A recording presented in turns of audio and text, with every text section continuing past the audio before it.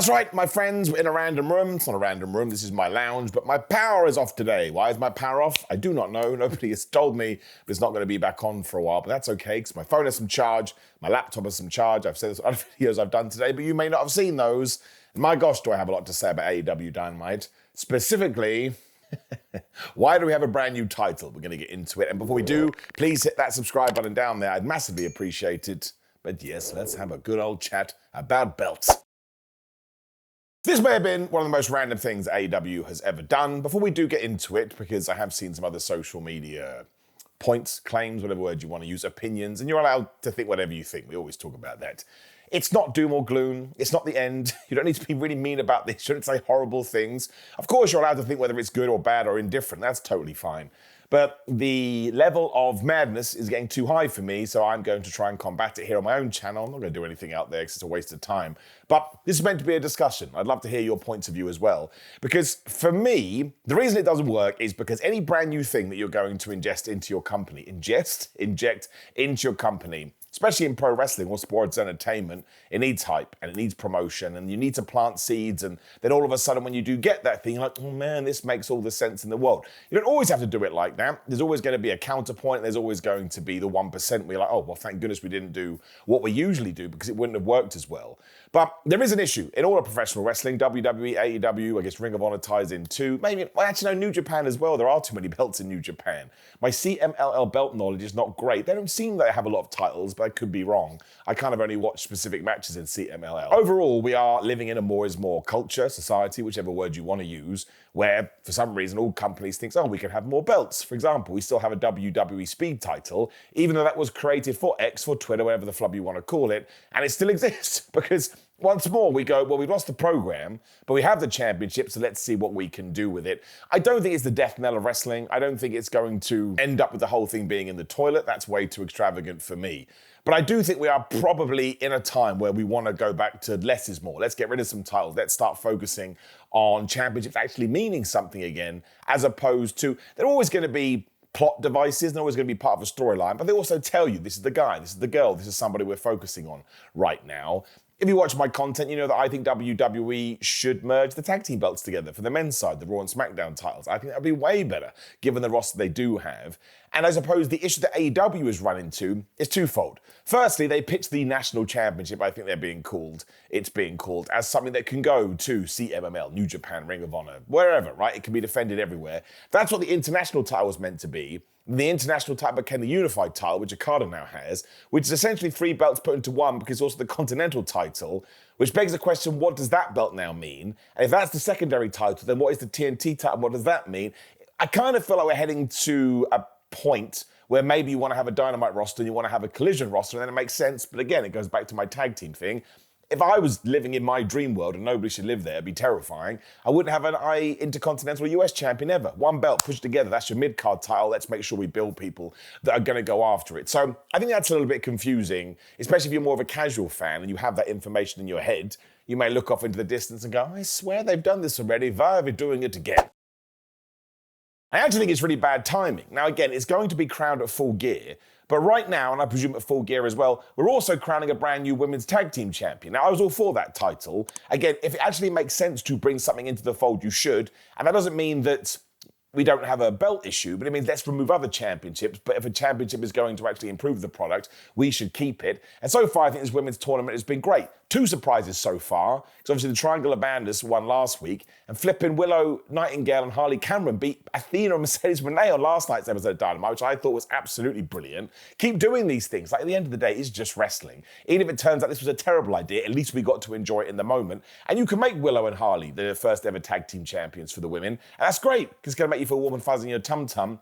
But now we're crowning another one, and that just stands to reason. Like, you know what it was like when you were a kid and somebody else at school had a birthday on the same day as yours. It just took something away, and that feeling is never going to die. And I think it kind of feels the same way here as well. So I don't know why we couldn't have waited till at World's End, why we couldn't have waited to Revolution. I think it's the first pay-per-view AEW has in 2026.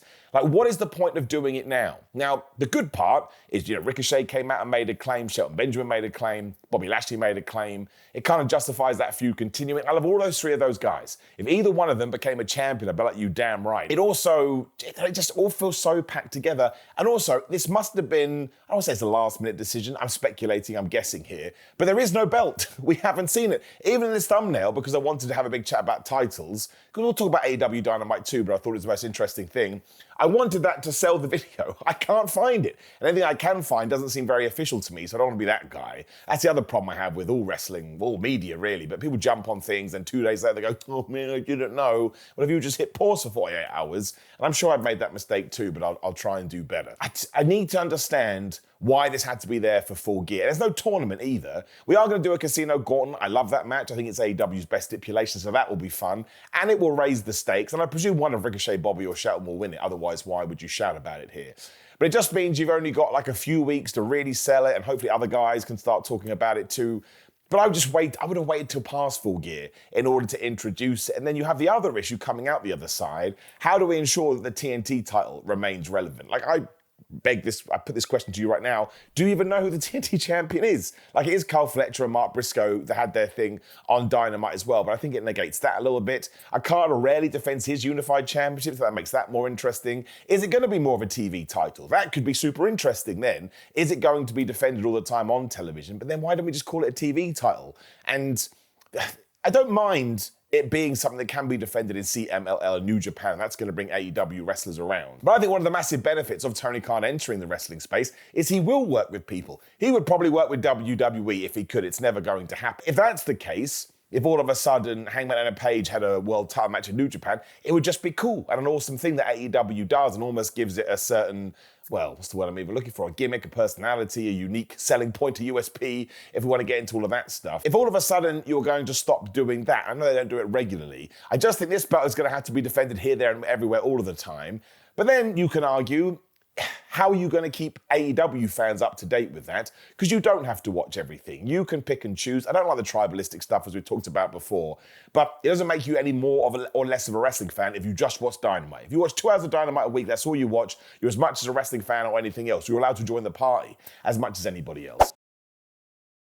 So if all of a sudden it is back on Wednesday nights, are you going to have to go research it? Is it going to have to be videos? Are AEW going to keep us up to date every single week? And that's less of a problem because, of course, they can do that. But it's the same as anything, right? You've got the perfect dish and you add too much salt. All of a sudden, the entire dish is ruined. And I really don't think the answer to anybody's problems right now is to introduce more titles, introduce more belts, because I'm not saying that people don't care about the titles we have already. I think that's way too harsh. But it does make sense that you'll start to care about them less when there's an extra one. Like, how do you make something feel special when there's so many, right? Like, if you have chocolate every single day, as opposed to someone that has chocolate once a week, that once a week person is probably going to enjoy that chocolate even more because it feels like a treat. It feels special. It feels like something you have to wait for. Whereas we could get to at World's End, which again I think is the pay-per-view after Full Gear, and you have a men's world championship match, you have a women's world championship match, you have a TBS title match, depending what happens between Mercedes and Chris. You have a TNT match, you have a unified match, you have a national match. There's another belt I'm not even thinking of right now, with a tag team match, 2 tag team matches. That's 9 belts, and I've definitely forgotten some too. And of course you have all the Ring of Honor ones on top of that. I just think it's just too much for me. And I can't see the benefit. Again, this is all in Tony Khan's head, so we may get 2 to 3 weeks down the line and go, oh, how did we not see that? I wouldn't advocate it for WWE. I wouldn't advocate it for AEW. And I was genuinely surprised.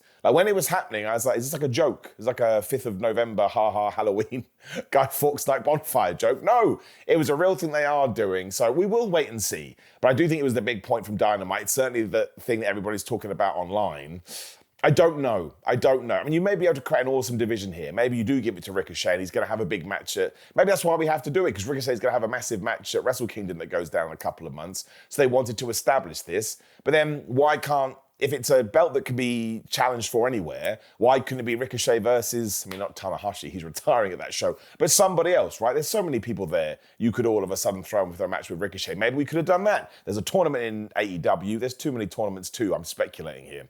But there's a tournament in AEW, a tournament in New Japan, and we're going to have 2 people at Wrestle Kingdom fighting for this title that can be defended anywhere. And then obviously in that Dynamite after Wrestle Kingdom, you have it back on home soil just to prove, ha-ha, as Ricochet would do, his big voice, I now have it. Very, very strange. I would be intrigued to see your points. I don't think it broke the show, though. That's what I saw. Oh, it's the end for AEW. Nonsense. And I don't like talking about TV ratings, as you know. This is just me getting my rant out like we did the other day. I appreciate everybody's feedback for that. If you are talking about TV ratings for WWE or AEW and not mentioning that Nielsen has changed their system, which quite clearly has had an effect, 50% of wrestling fans didn't wake up from September, October and go, nah, I can't be bothered anymore. Quite clearly, this is a ratings thing. So if you're one of these people shouting out just the worst stuff and not actually taking all the research we know is out there to make your argument, you're a fraud, all right? I was going to say, grifter, fraud's way better, but I'm sticking by it.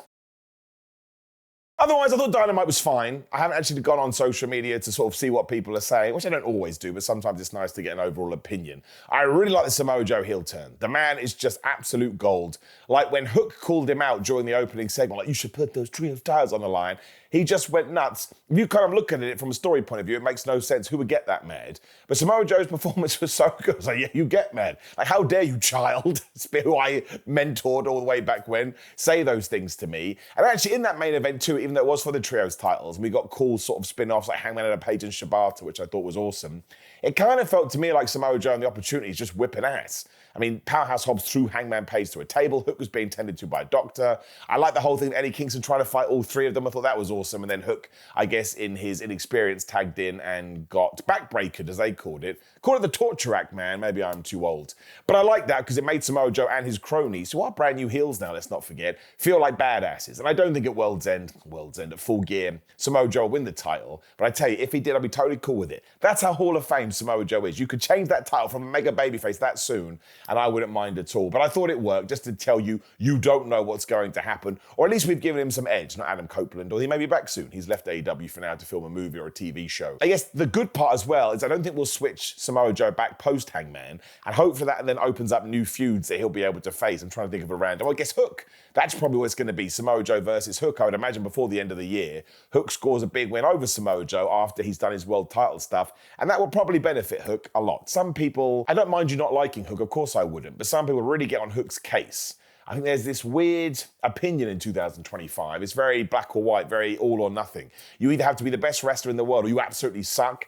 The Hook is perfectly fine. I don't mean that he's perfectly fine, 5 out of 10. I mean, I think he is a decent person to have on your roster, and he's someone that we can still continue to develop and hopefully lean into more. And maybe a few with Samoa Joe is what brings it out of him, right? You do not know. But in terms of building that Samoa Joe Hangman thing and having the heels stood, at the end of the show, it worked really well, especially because Tony Schiavone was telling us about his new belt, and Samoa Joe came out and said, no, I'm going to murk you, because quite clearly you had something to do with this Hangman and Page thing last week when he impersonated you. I thought that was really good. I love the fact that Willow Nightingale and Harley Cameron beat Athena and Mercedes Moné. I would have had Mercedes Moné get pinned, but then I realised it all depends what's going to happen at Full Gear, because obviously Billy Starks ran out, so Chris Statlander ran out and kind of chased Moné when Athena got hit with both finishes by Willow and Harley. I like that. We should protect Athena as much as possible. But if Chris Statlander is going to win at Full Gear, then that's fine. You can save Mercedes Moné pinned till then. You don't want to do too much. But if Mercedes Moné is going to win, I absolutely would have had her pinned here because of Chris Statlander, just because I think Harley Cameron getting a pin over Mercedes also ties into their story, but I think it would have made more noise. But again, if Chris Statlander's going to beat her, you don't want to give it away now. But I just love the fact we're taking so many risks with these women's titles already. I think that's very, very exciting. Like I say, what they're called? I keep calling them the Triangle of Madness, but when there's two, the Spooky Sisters, or whatever they're called. They won last week, didn't think they were. Everybody had fantasy book Athena and Mercedes Moné going to the final, but no, Willow and Harley go through. I think they could win the overall thing. I really, really do. They'll be my pick, but now I don't know. And I'm second guessing myself, which is why it is good booking. And yeah, Tony Storm was on commentary and at one point told them to do some announcing over one of her orgies. And I was like, yep, we're here now. We're never going back. That was a different match, sorry. That was in the Mina Shirakawa, Megan Bain match, which actually ties into Blood and Guts. Because, of course, I think there should be a women's blood and guts match, right? But I think this year it should be the only one. That would have just made it feel more important because it always does. Kind of goes back to the title conversation. But also the way we built it here, it's exactly the same. So we're having matches to decide who's going to have the advantage, the babyface or the heels. But also after these matches, you have a big post-fallout brawl. The good guys fight the bad guys. It just felt too samey to me. And I understand why AEW did that, but I just think if you are going to have both, and it has to be the same for War Games too, They can't follow the exact same beats because it does make the show feel a little bit long. So, well, I've seen this already.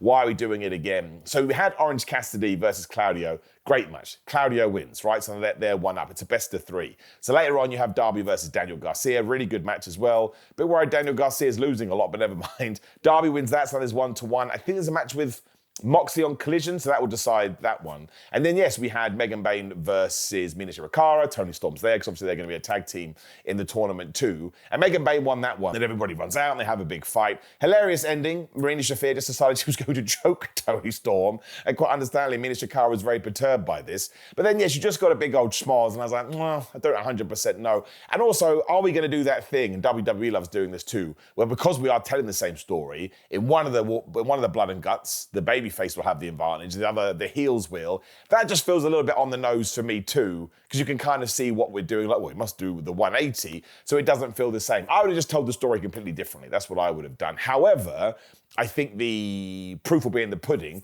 The men's one's going to be insane because Darby Allin and John Moxley are in it, and we see what they've done together, and everybody else. Do you remember when Matt Menard and Cool Hand Andrew were in it? Even they went totally nuts, and they showed a different side of themselves. So everybody in the men's will as well. But the women will know. It's the first one. We've got to go show out there and represent. And think of all the street fights and stuff we've seen where people, or the women I should say, have absolutely killed themselves. So I do think actually after next week Blood and Guts show, we're going to be like, wow, it's absolutely incredible. We could just have more fun in the build. For me, for my personal taste, you may completely disagree and I salute you. We also sorted out a lot for Full Gear because Mark Briscoe versus Carl Fletcher is on, no DQ. Although if Mark loses, he has to join the Don Callis family. There's no room. There's no room, so that can't happen. I hope that Mark Briscoe wins that, but we'll wait and see. And the Don Callis family are also trying to recruit Matt and Nick Jackson. They now have a $1 million match at the pay-per-view. They're going to team with Josh Alexander, taking on, I can't remember now, the Jurassic Express, the Jungle Express, and somebody else. I can't remember whoever. Kenny Omega, of course. And I love this. I said this on Ups and Downs as well. Freelance over on What Culture. Check it out. Tony Khan, just shows you that Tony Khan loves wrestling. He does these money matches and people complain, why are you doing these money matches all the time? So I think he just goes, all right, I'll do one for $1 million. That's so dumb. And I mean that as I like dumb. I am dumb. I like to think I'm the personification of dumb. But it's like Austin Powers, right? $1 million. So it's just preposterous. And I like preposterous in wrestling. The only thing that I got more confused here was Don Callis is obviously buttering up the Young Bucks, trying to incorporate them into the family, like they don't have enough people. And Okada goes in to sort of be like, oh man, you better make a decision soon. I was like, why don't Okada and the Young Bucks like each other anymore? When Okada came in, they were the best of friends. So maybe I've forgotten something there, which does happen. There's so much wrestling, sometimes it falls out of my brain. But I kind of think all of this is going towards the fact, and we had the bit with Jack Perry stabbing a $100 bill that apparently was for the Young Bucks. I think eventually you're going to get the big reunion in the ring. It'll be Jack Perry, Luchasaurus, Kenny Omega, and the Bucks. And we get that going again, and that will probably then lead to a story with Hangman Adam Page. That's totally fine. If you're an AEW fan, you do want to see the Elite go round one last time. So I'm not going to moan about that, but we kind of see the pay-per-view taking shape here. I think it'll be amazing. The matches on paper will look pretty damn good. But there are just some strange decisions, such as the Casino Gauntlet to crown the national champion. I mean, why not? You can do whatever you want. I think that was pretty much everything. There may be some other things that I've forgotten, but again, you can check Ups and Downs for my step-by-step review. It was most of the title stuff that I wanted to talk about. I'm always happy to be proven wrong, but as I sat here making this very weird video, my surroundings are very strange to do this. I personally wouldn't have pulled that trigger, or if I was going to, I would have waited until 2026. It always makes sense when you start a fresh new year. You're like, ta-da, we've got a brand new ball to play with.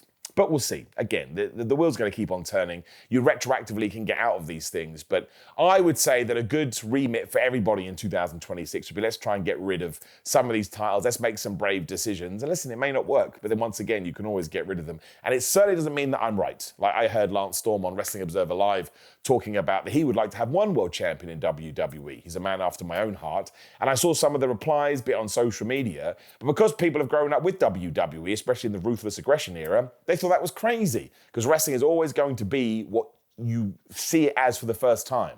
So when you first tune into wrestling when you're young, that's what you want wrestling to be, because it's what makes you fall in love with it. So if you had two world champions, you just expect two world champions, even though it's a contradiction in terms, which goes to show there actually is no good or bad wrestling. It all depends what works out for your tastes. I'm now going to shut up. Of course, though, please do let me know what you think about all of this in the comments below. Like the video, share the video, and subscribe. Otherwise, what else can you do? Click the video on the screen. I'm gonna put my rant up there. I was a bit worried about that rant, but people have actually found it interesting if they didn't agree. So it's about that picture that WWE put up the other day and just the most ridiculous reaction as far as I was concerned. Otherwise, gridmind.com/Simon. I would say 10%, but there's some bigger deals out there right now. Ships worldwide. I wouldn't pimp this out. I didn't think they were great. Patreon.com/Simon316 for my watch-alongs. Simon316 on social media, and then there's TikTok and Cameo and BigCartel.com and posting teas. But I would tell everyone to go check my TikTok out. There is where I'm doing my when promos go bad skits, which I would like to try and sort of cement into the world. I don't know what that meant. It was gibberish. I give you a salute. I appreciate you tuning in. I only think it's off for a day or two. So hopefully normal service reviews tomorrow. See you then.